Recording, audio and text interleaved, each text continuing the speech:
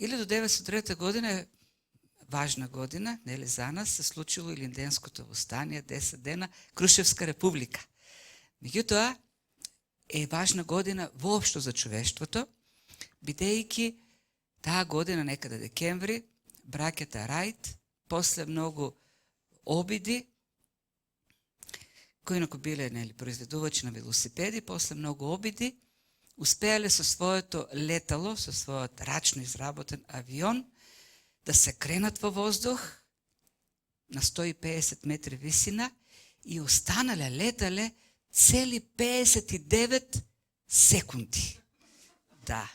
И тоа било голем успех за човештвото, голем успех за воздухопловството и браќата Рајт восхитени, радосни од успехот, бидејќи имале многу неуспешни обиди до тој момент, веднаш пратиле телеграма до својата сестра во Дакота. Они отишле во друга држава, бидејќи таму било условите биле подобри за експериментите. Пишеле на својата сестра во Дејтон кратка телеграма. Телеграмите биле кратки, сега веќе само државниците праќаат телеграми по повод сочувство или некакви празници. На времето се користило тој начин на комуникација, неколку кратки реченици и така и браќата Рајт пратили на својата сестра кратка телеграма со 2 реченици. Денес го имавме првиот успешен лет. 59 секунди во воздухот. Се надеваме дека ќе бидеме дома за празниците. Точка. Или стоп. Тоа се точките во телеграмите. И сестрата, нивната сестра, кога добила телеграмата, и она била многу радосна, и веднаш истрчала во редакцијата на локалниот весник, кај уредникот, ја дала телеграмата да биде објавена во наредниот број, таа многу важна вест. И уредникот ја зел телеграмата, рекол, добро, ќе објавам. И следниот ден, навистина, на првата страница на вестникот, со големи букви било напишено: нашите познати граѓани, браќата Рајт, произведувачите на велосипеди, за празниците ќе бидат дома. Тоа била поентата која човекот ја сватил, уредникот, од телеграмата, дека браќата Рајт ќе се вратат дома.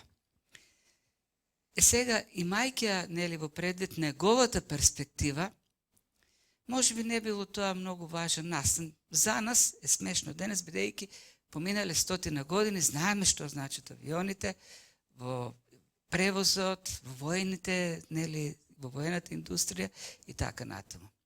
И можеме и да сватиме, ако ја пропуштил поентата. Меѓутоа, за настан кој 2000 години веќе се празнува, се слави, се уште да се пропушта поентата на Христовото воскресение е навистина. Тоа е за чудење и за жалење. А се промашува. И можеме да кажеме дека човештвото во мнозинството ја промашува поентата. Вчера пуштив синоќа во 8 часот, вести 20 часот, да гледам да видам што има ново. И првата голема вест беше дека висока државна делегација и црковна делегација од Македонија го донесоа благодатниот оган. И тоа беше првата вест на сите весници. Благодатниот оган од Ерусалим. И таму имаше директни предавања, тоа е снимени, интервјуа на таа делегација. И еден од водачи на делегацијата, меѓу другото свештеник, рече, ова е потврдата дека нашата вера е вистинска. Тоа што можеме да донесеме благодатен оган во Македонија. И свртев, дека мај на бугарската телевизија што има ново во Бугарија, ударната вест беше благодатниот оган дојде во Бугарија. И свештеникот кој го пренесуваше тој настан, рече, овозможивме на секој верник во Бугарија искра од божествената светлина да се донесе дома. И тоа е голем настан, навистина голем настан. И потоа следеа другите важни, многу важни вести, а тоа дека јагнешкото е многу скапо, и овошјето, и зеленчукот, и дека великденската трпеза ќе биде оваа година сиромашна. И тоа беше една од главните вести која цело време вртеше на вестите. Великденската трпеза ќе биде сиромашна оваа година. Или бедна, не се сеќавам. А пак еден од свештениците, пак во едно интервју од храм во Аеродром, на прашање на водителка, на новинарката, што ќе порачате на верниците, какво великденско послание, и тој рече, да бидат сплотени, да се сакат утре, да си одат на гости и така да го одбележат овој празник на празниците. Се едни такви убави пораки кои многу погодуваат поентата на настанот. Тоа е, за жал, представата што имаат, перспективата за празникот, дека трпезата треба да биде полна, мора тој ден да се јаде јагнешко и големо жалење што се крева цената на јагнешкото околу празниците. Па нели можеме да јадеме пред или после празниците јагнешко? Па мора да биде точно на Великден. Меѓутоа, во тоа се пополнува суштината на настанот. Во едни беззначени работи. Пропуштена на поентата, како што уредникот, нели, во Дејтон, во случајот со браќата Рајт, пропуштил главната поента. И има еден настан на почетокот, уште на самиот почеток, еден разговор меѓу луѓе, високи државници, кои исто така ја пропуштаат поентата. Меѓутоа, ајде, можеме да кажеме, ги разбираме, било на почетокот и не знаеле добро што ќе значи тој настан, меѓутоа, тоа што го кажува римскиот управник Феликс, во голема мера ја содржи представата односот на луѓето кон Христовото воскресение. Ќе кажам нешто за настанот. Апостол Павле е веќе 2 години во затвор во Кесарија. Тој е таму бидејќи јудеите го обвинуваат дека создава немири, хули против Бог и така натаму. Сето тоа почнува во Ерусалим, за да се избегне екзекуција, односно линч, е пренесен во Кесарија. Таму во Кесарија е всушност седиштето на римскиот управник за Јудеја. Двајца управници се сменуваат за тие 2 години. Прво е Фест, потоа е Феликс. Не знаат што да прават со него.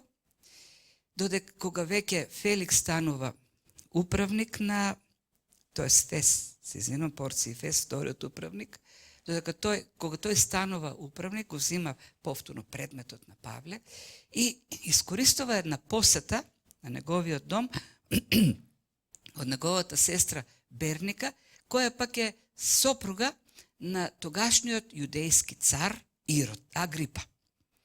Агрипа, тој си е од Едомите, меѓутоа прозелитизирани со поколенија, еден клан кој управува со Јудеја, го познава јудеизмот и кога доаѓа на гости кај Фест ја користи неговото познавање, нели, на проблемите со јудеите и бара од него мислене што да прави со тој предмет, со предметот Павле.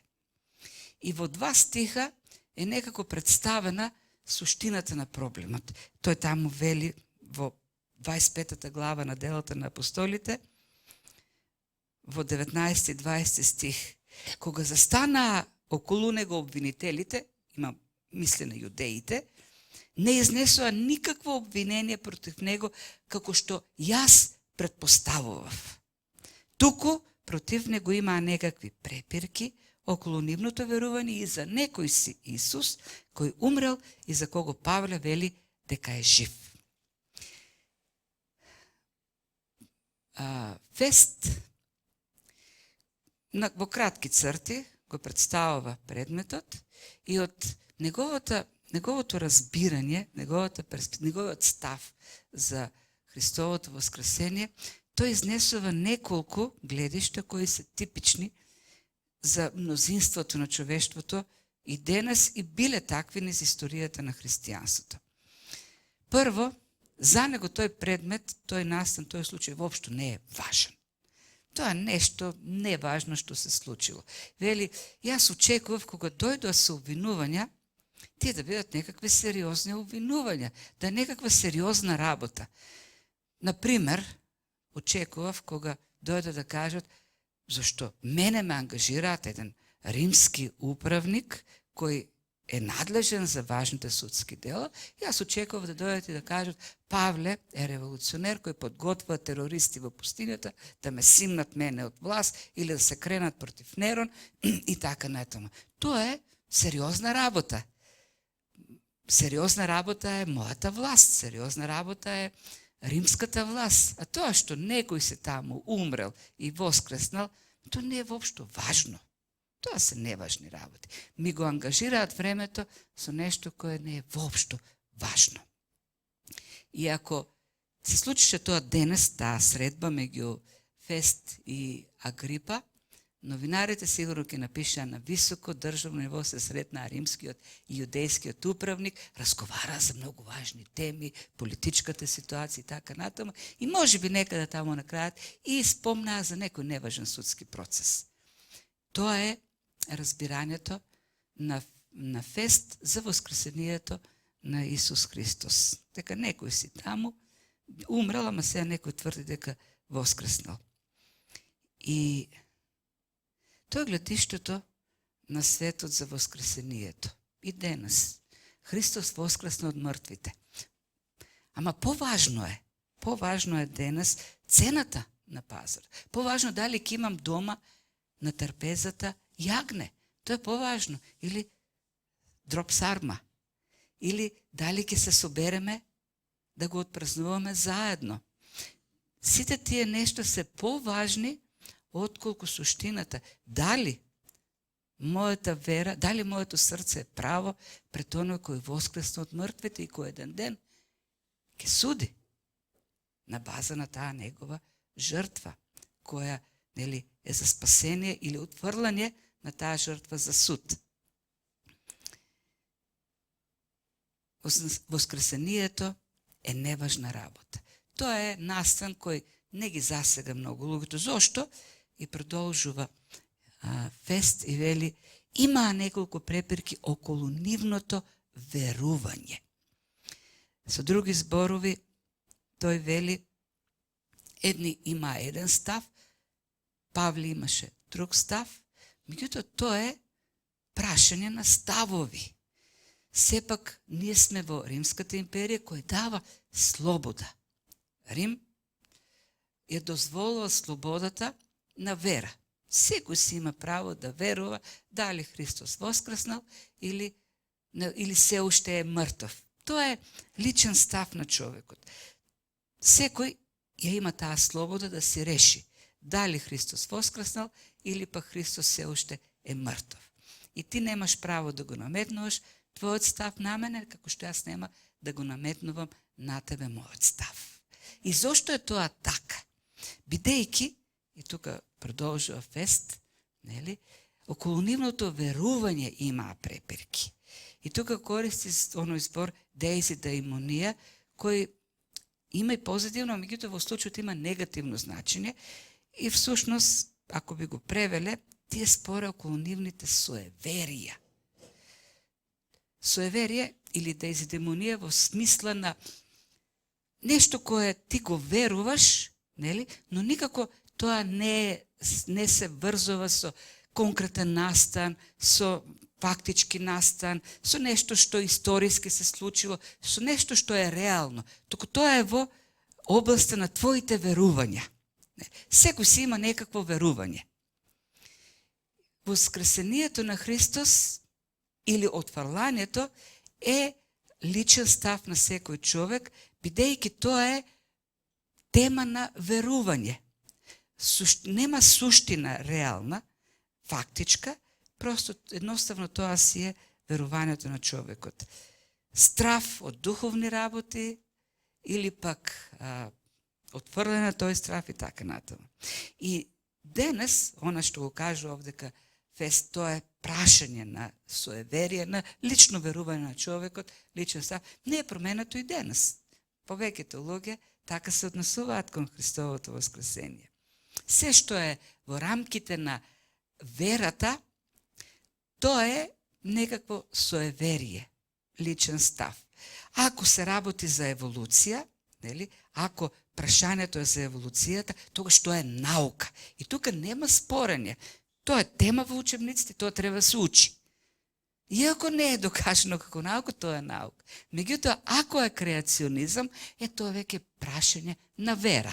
Човек решава дали да вера, зашто тоа е во сферата на верата на човекот, креационизма. Тоест, ако веќе спомнеме создавање од Бог, тоа е прашање на вера.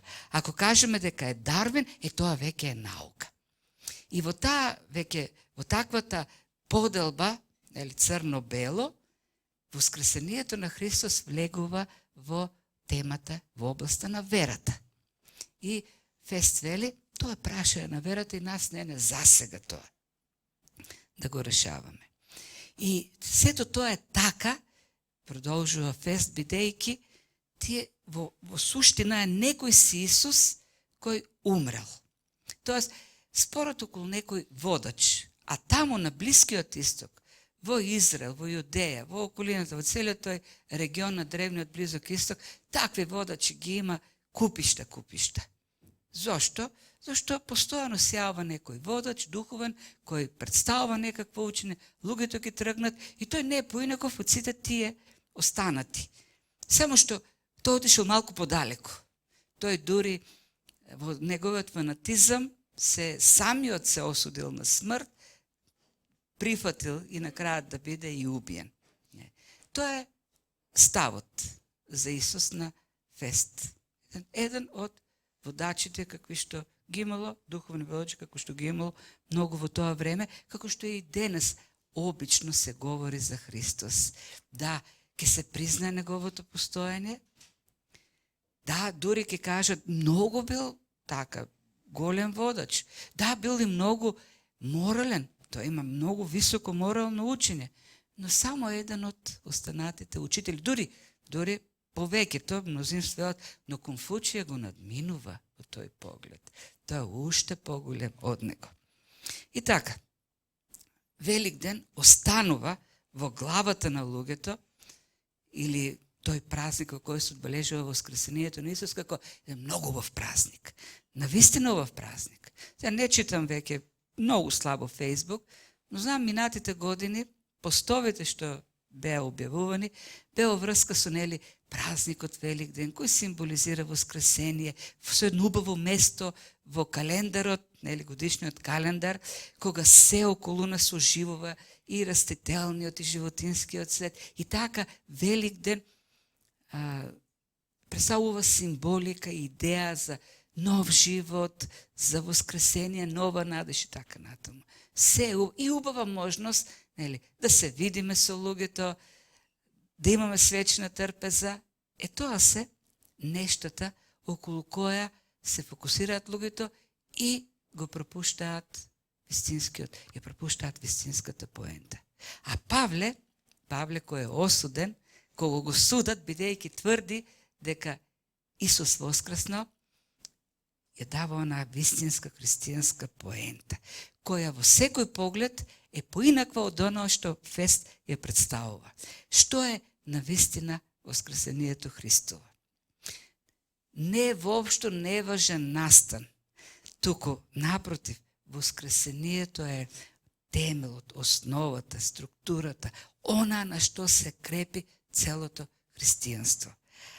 Ако Христос не воскреснал, тогаш празна е нашата проповед, празна е и вашата вера. Тогаш ние би се покажале, вели Павле, како хулители на Бог, лажни сведоци, тврдејќи дека Бог го воскреснал Исус, а не го воскреснал. Не само што остануваме, и така завршува, вие уште сте во своите греови.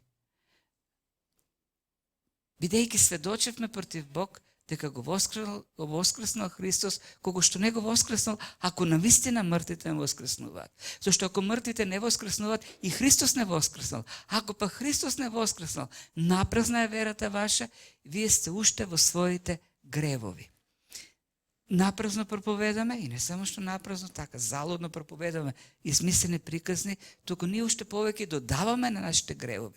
Бидејќи без воскресението на Христос ние устануваме осудени во гревови и уште повеќе додаваме на нашите гревови со тоа што шириме некакво лажно учење. Ако сакаме да удриме на христијанството, нема потреба да се занимаваме со другите учења. Доволно е да удриме на воскресението на Исус. И тогаш се растура, како тоа е доминото кој почнува да ги урива сите други доктрини. Ако не воскреснал Исус, тој не е Божиот син. Ако не воскреснал Исус, тој не е морален учител, зашто самиот тврди дека ќе умре и ќе воскресне. Неговото учење паѓа во вода. Тој е лаже. Тој ги мами луѓето. Во секој поглед се руши христијанската вера. И тоа е всушност целта на противниците, целта на непријателите на верата во Бог. Рушењето на Христовото воскресение. Да, ќе признаат дека има Исус. Дури и во теолошките универзитети се повеќе се и доминираат оние теолози кои ја поттикнуваат темата за историскиот Исус. Да, ние признавам, имало историска личност Исус од Назарет. Меѓутоа ние треба да разграничиме, да видиме објективно кој тој Исус од Назарет и како тој Исус од Назарет станува оној Исус митологизиран кој е представен во Евангелијата и во Новиот Завет.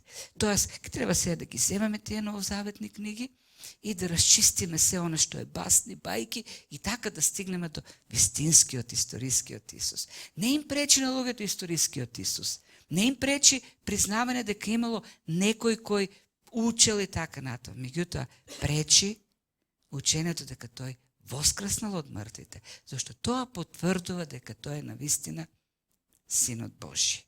И неговото учење е вистинско. Има многу книги, популарни се 100 најпознати луѓе во историјата, 100 највлијателни, или 50, или во последните векови и така натаму. Не знам дали овде се преведуваат, меѓутоа Бугарија во тој поглед е многу. Што мисли за таква книга, веднаш се преведува и ќе ја најдете на пазарите за книги. И знаете ли што е интересно? Дека во тие книги Исус никаде не е на прво место. Го има во тие списоци. Но никога... Знаете дека Мухамед повеќе погоре стои од него, на сите. На некој дури е и на прво место. Исус некаде долу е. И таму каде што се спомнува како учител, кој има влијание на луѓето, никаде неговото воскресение не се вклучува. Зашто тоа е клучно. Не само што е важно, тоа не е важното во нашата вера. Воскресението е клучното учење. Не е неважно, како што вели светот денес или фест тогаш, најклучното, најважното. И не е како што тврди фест, прашање на лично мислење, личен став. Не. Воскресението е факт со кој се соочува секој човек. Без разлика дали некој смета дека тоа е настан за кој човек треба да се изгради свое мислење, самото воскресение е дејство, е настан кој го засега секого, независно од неговиот личен став. Павле вели, Бог, не јас вели, не мислејќи јас, не јас тврдејќи, не според моје мислење, Бог, не осврнувајќи се на времињата на незнаење, сега редум им заповеда на сите луѓе да се покаат, зашто определи ден кога праведно ќе му суди на светот преку од него одредениот човек, откако ги увери сите со неговото воскресение од мртвите. Бог е тој кој одреди ден. Бог е тој кој одреди судија. Сето тоа е во Божјата воља. Не е тоа прашање на моето мислење, на мојот став. Не е тоа не е субјективниот фактор. Самиот Бог решил. Бог одредил. И сакал или не сакал човекот се соочува со Божјиот суд, со Божјото решение. Секој човек да биде изведен на суд од Христос, кој е одреден од него, така што и го потврди со воскресението од мртвите. Сите тие нешта се во рамките на Божјата воља. Тоа е факт, вели Павле, кој го засега секој човек. Не е тоа прашање на мој личен став.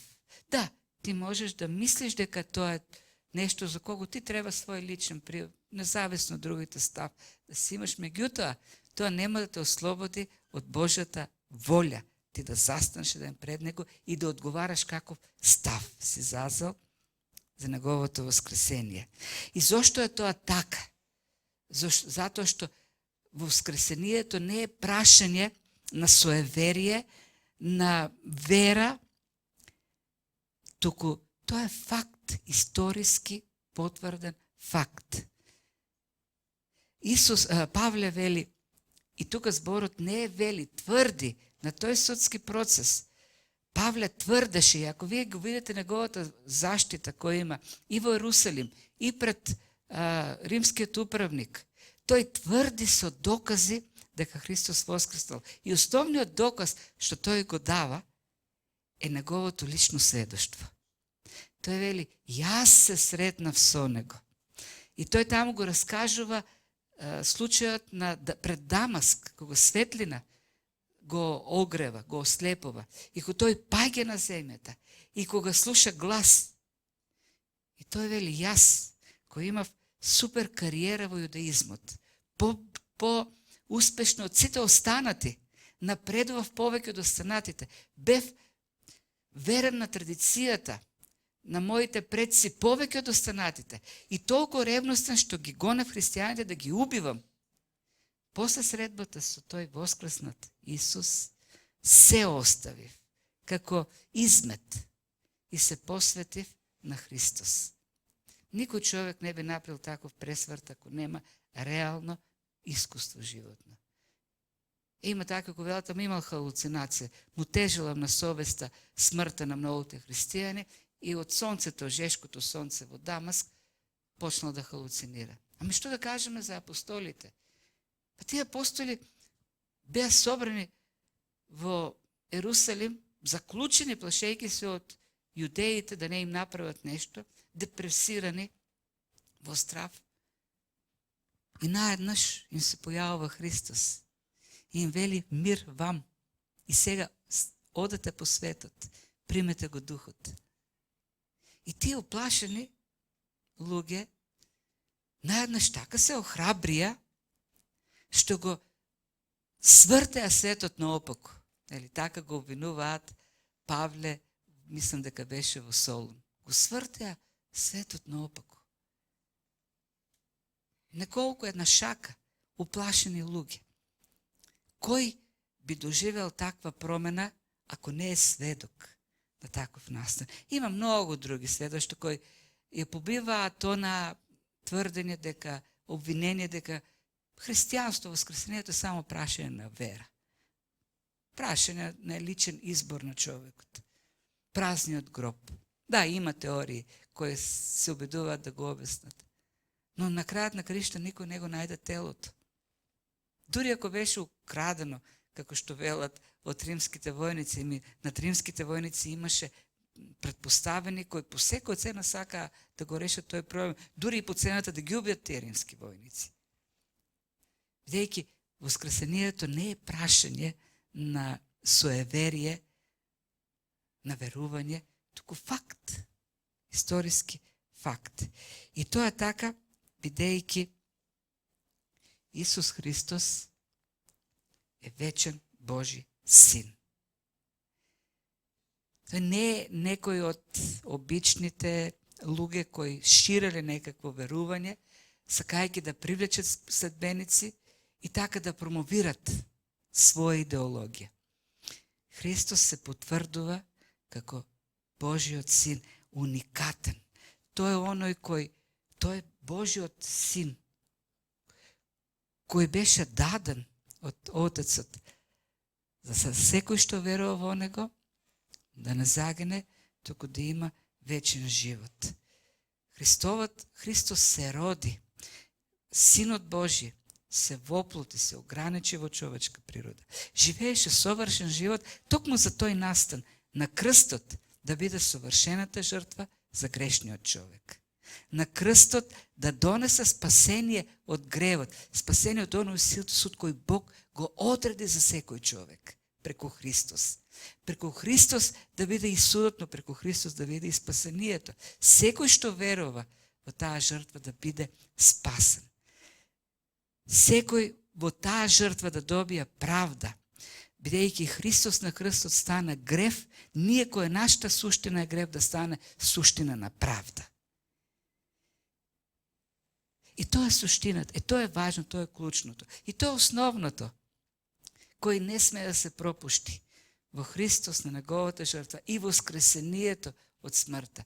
Ние имаме спасение, имаме вечен живот. Ослободени сме од тој суд кој беше одреден од Бог заради нашиот грев. И сме дел од Божјото царство, од Божјото семејство. И во таа жртва ние може да бидеме и сведоци во овој свет. И да сведочиме дека Христос е жив, дека Христос воскресна.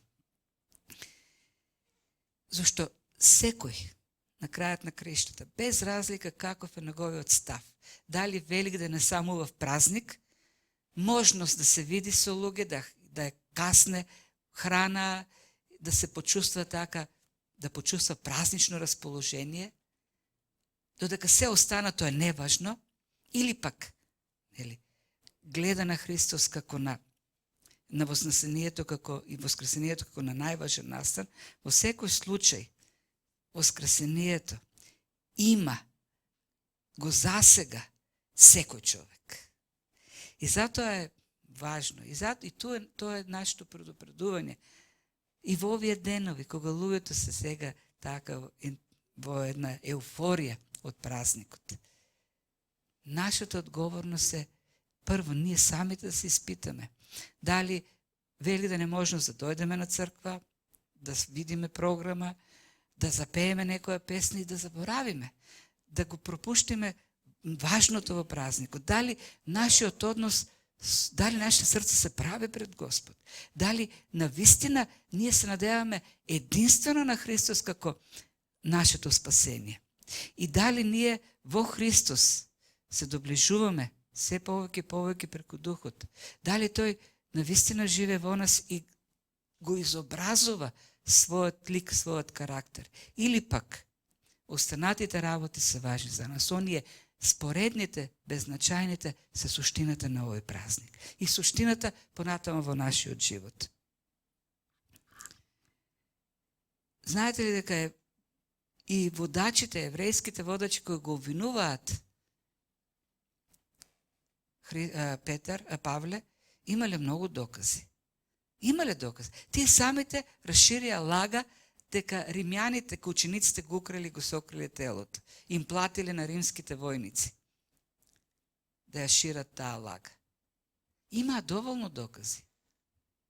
И одбија да го прифатат, знаете ли зошто? Зашто на крајот на краиштата победува човечката суета. Јас сум праведен, јас сум добар, јас заслужувам. Дали се надеваме само на Христос во овој живот? Во што е нашата радост?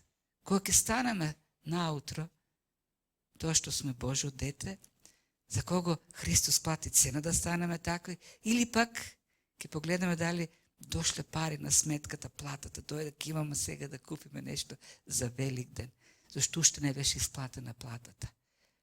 На што е нашата радост? На што е нашата надеж? Па и дори да дојде платата пред Великден, до крајот на месецот ќе ја снема. И оди нашата надеж. Но Христос воскресна и даде ветување. Не само на учениците негови во Ерусалим, туку на сите нас, ќе бидам со вас преку сите денови до крајот на светот. Се уште е тој со нас и ќе биде со нас. И сите генерации на христијанство, на христијани, го имале тоа искуство. Христос со нас. Не само што е со нас, тоа е во нас. Тоа е неговиот живот е во нас. Неговата силата која него го воскресна од мртвите, дејства во нас. И Павле се молеше за читателите во Ефес да можат да спознаат таа сила. Бог да ги отвори очите на нивните срца, да видат каква сила дејствува во нив. Сила која спасува, сила која воскреснува за нов живот, сила која дава ресурси да го живееме тој нов живот. Сила која треба да дава радост. Ние толку многу се стремиме кон радост, толку многу се стремиме кон задоволство, иако сите тие нешта само последици, не се цели. Ке ги имаме тие нешто во животот, ако се насочиме кон вистинската цел. А тоа е да живееме воскресенски живот во Христос. Бидејќи тој затоа воскресна, да имаме воскресенски живот сега и во целата вечност. Христос воскресе. Навистина воскресе.